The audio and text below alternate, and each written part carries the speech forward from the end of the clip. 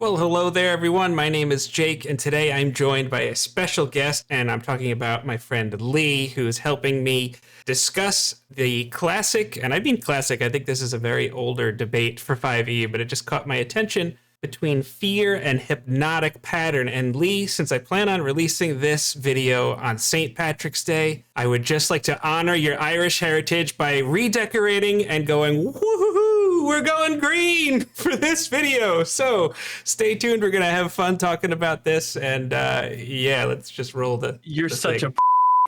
a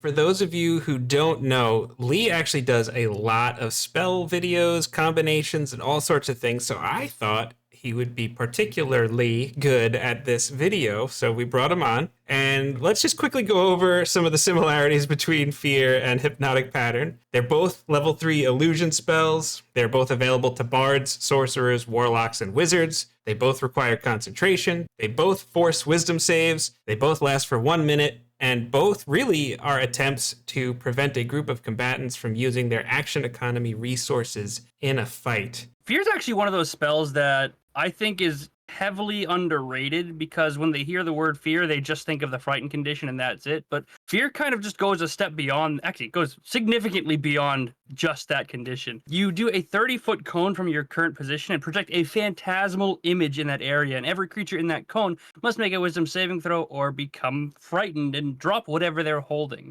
which is an important thing to consider when we're going into the next bit. When creatures are frightened in this way, they have to spend their action to dash away from you their entire movement speed. So not only are they frightened of you, which is a powerful condition of itself, but they have to spend their action not attacking you, but instead running away from you, at least until they break line of sight of you, and then they can try to remake the save. But, then you have a save on top of a save, and it just stacks on top of each other. Thanks, Lee. Let's talk about Hypnotic Pattern. Now, this, instead of a 30-foot cone, is a 30-foot cube within 120 feet. So you have a larger potential area where you can threaten with this spell. And then the effect actually is you charm the creature that fails their save, and anyone that's charmed is incapacitated, which is a magnificent condition to inflict upon your enemies. And the way Hypnotic Pattern ends is either they take damage because you have a barbarian that's like, hey, I forgot I'm not supposed to attack this guy. Or an enemy of yours or one of their allies or really anyone just uses their action to shake you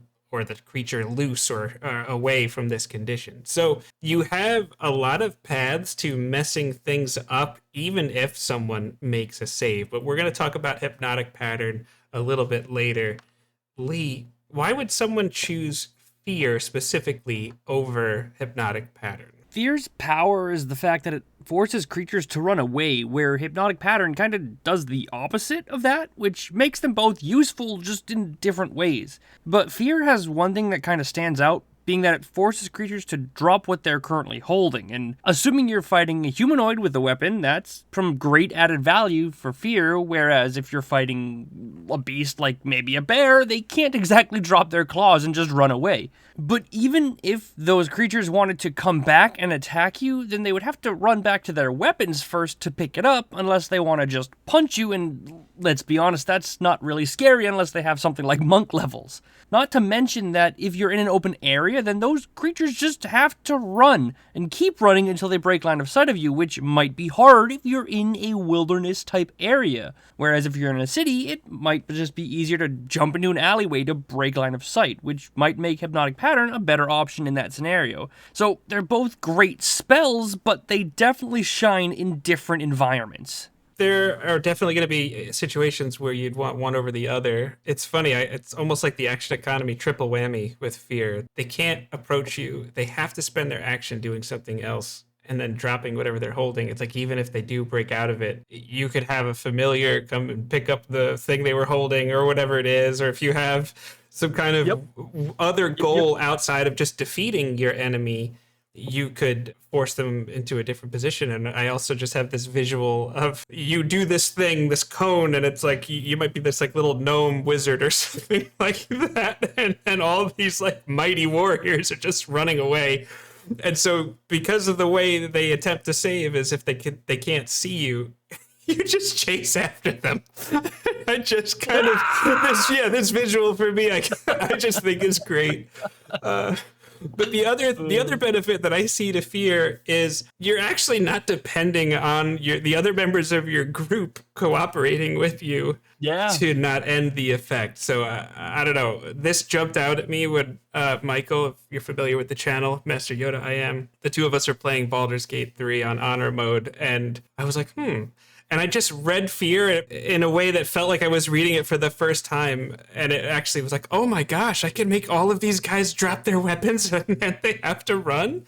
And in Baldur's Gate 3, picking up the weapon and equipping it is an action also, so that's even another layer there that's different. But it's not the same for 5e. I never looked at it, too, because of kind of like, it's not a Star Wars thing, but like dark side fear kind of a thing. It just, I'm glad you brought it up, though. Like flavor-wise, I wouldn't think to take it. To be fair, though, right, and I'm guilty of this, and I'm pretty sure you just admitted to being guilty of this, of overlooking fear's power, right? And then you reread it during Baldur's Gate 3, and you're like, wait a minute, does it really do that in 5e? Because there's some changes between Baldur's Gate and D&D, and then you reread it and you're like, wait a minute, this is bananas. And I'm glad you pointed out that there's no way for them to be broken out of it aside from breaking line of sight of you. Like, you can't have their allies shake them awake and be like, get a hold of yourself, right?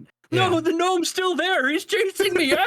Oh my God. Stop that. That's not to say Hypnotic Pattern doesn't have, a place. But, I mean, considering that, I didn't even realize that until you brought that up, which is actually massive. There are definitely tables out there where someone's like, oh, you don't want me to do this thing? It's like, stop it. It's like they do it on purpose. But that's not to say Hypnotic Pattern doesn't have its strengths or even in some ways that are better. I mean, one of the big ones that jumps off the table to me is a lot of creatures, especially the farther along you progress in the game, they tend to be immune to or have resistance against fear effects. Now, I know this is going to be a charm effect, which is not without its limitations, especially if you're going to do it like on a group of elves or something like that. But that is, I think, noteworthy. And I also think it's noteworthy to know that you have a larger way in which you can inflict this with the 120-foot range. You're not limited to just the 30 feet in front of you. Yeah, I think the thing is with this, too, is it's got a 30-foot cube, right? It's not a cone effect. You mentioned that it's 120-foot range, but it's also a 30-foot cube, which is, I'm not pulling my geometry, parallelograms, what's that thing with that half semicircle? Oh my God, Miss Eisman would be so mad at me. Anyways, I'm pretty sure that's somewhere like double the space you could effectively hit with this spell, which is massive. And this isn't just a simple charm effect, right? If you become charmed by this, you're not only charmed, but you're also incapacitated, meaning that you don't do anything.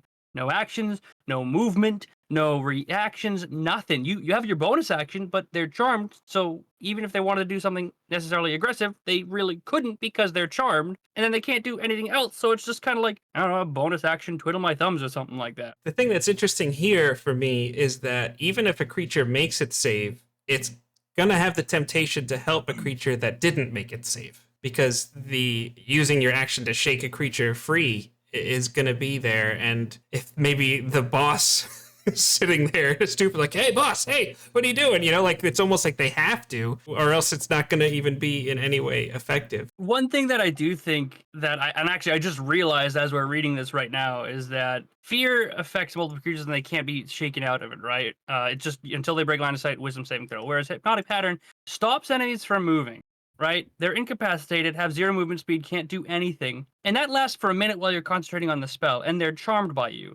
So if you do this on a large group of enemies, and let's say maybe 5 of them get charmed, you could quite literally just one by one pick them off, right? Because they're all incapacitated, you hit one of them, charmed only breaks if they make an aggressive action towards you, you deal with one of them while the others are charmed, oh, well, just move on to the next one, here we go, Larry, Barry, Steven, you just bang them down. Yeah. Whereas the other one with fear, they run away from you, which is great in its own right? But I mean, that's one bonus for Hypnotic Pattern is it could make combat much more, I don't know. More control. You have more control over it. Much more control. Yeah. So it sounds like maybe you're revealing your preference here, but I don't want to speak for you. Do you have a preference between the two? Don't you dare speak for me. I think fear's better. I like fear. Oh, okay, we're on the same page. I don't know if Yeah. it's just not a novelty right now for me. It's like, well, it's like, did you get a new car? Well, it's new for me. Like that's kind of the way I feel about this. Yep. And I just think the dropping whatever they're holding is so interesting, and you have a lot more control over even them attempting to save and get out of it. I just find that really fascinating. But they're both outstanding. That's I mean, my the take. deciding factor for me was the fact that they can't be shaken out of it, right? That's what it comes down to for me. And they both do effectively the same thing, but Hypnotic Pattern has an extra way where they can get back into the game, right? Let's say you Hypnotic Pattern a group of enemies. The first one who happens to be going after you saves, and then 3 others don't. Well, he can use his turn to wake another person up, and then it's like 2 people saved effectively. Granted, they had to use their action to wake him out of it. Yeah. Whereas Fear, you're guaranteeing whoever fails their save at least wastes their action. Again, Hypnotic Pattern has its places. Being in a city might be better, but realistically speaking, that guaranteed waste of an action if they fail their save is just, I think it's safer of an option than Yeah, Hypnotic Pattern is. Whereas Hypnotic Pattern can be a larger scale, Fear is just an overall safer option in the long run. Something more you can count on.